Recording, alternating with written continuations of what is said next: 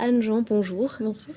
Alors vous organisez ce samedi le 15 octobre le Forum des métiers de l'aéronautique à l'Aéroclub de Brest-Guipava. C'est la seconde édition. Quel est le but de ce forum ?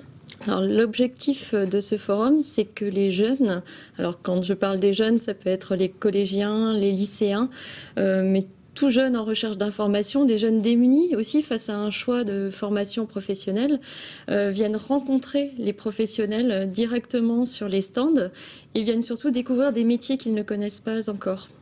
Alors, à qui s'adresse ce forum ? Vous l'avez dit, collégiens, lycéens, avant. Pourquoi c'est important de leur faire découvrir ces métiers de l'aéronautique ? Je me rends compte, en fait, je fais de l'initiation aéronautique auprès des jeunes depuis une dizaine d'années désormais. Et je me rends compte que les jeunes, malgré l'accès à Internet, malgré les centres d'information et d'orientation, ont du mal à s'y retrouver avec la multitude des carrières aéronautiques civiles et militaires. Parfois, ce qui se passe aussi, c'est qu'il y a plusieurs voies d'accès à un même métier.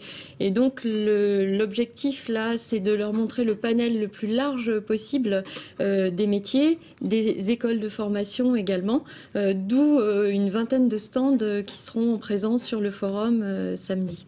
Et puis c'est vrai que quand on parle des métiers liés à l'aviation, on pense souvent pilote, on pense contrôleur aérien, mais j'imagine qu'il y a une multitude de métiers moins connus, non ? Bien sûr, alors justement c'est tout l'intérêt.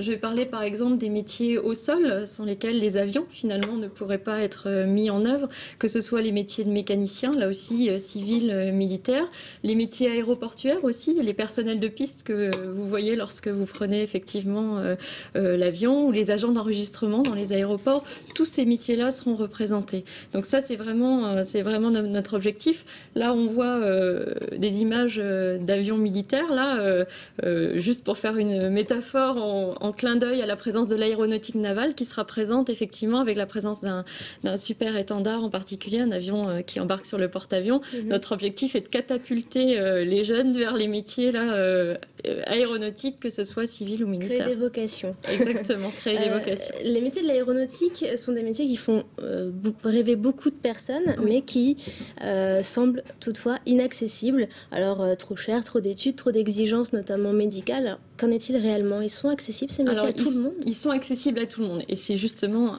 un de nos objectifs du CAP. On aura effectivement le centre des apprentis. Les apprentis, techniciens. À partir du CAP jusqu'à des diplômes d'école d'ingénieur, on peut travailler dans l'aéronautique. Là encore, on voit des images du hangar de maintenance de la base de l'Andivisio. Les mécaniciens seront représentés avec diverses spécialités et c'est ça qui est intéressant. Les jeunes vont venir découvrir ça et vont venir découvrir justement que les métiers liés à l'aéronautique ne sont pas inaccessibles. Il y a beaucoup de centres de formation dans le Finistère ? Il y a pas mal de centres de formation. Je parlerai par exemple du lycée Tristan Corbière à Morlaix pour les bacs pro et les BTS aéronautique. Il y a également, donc je parlais du centre de formation là, des apprentis de l'industrie.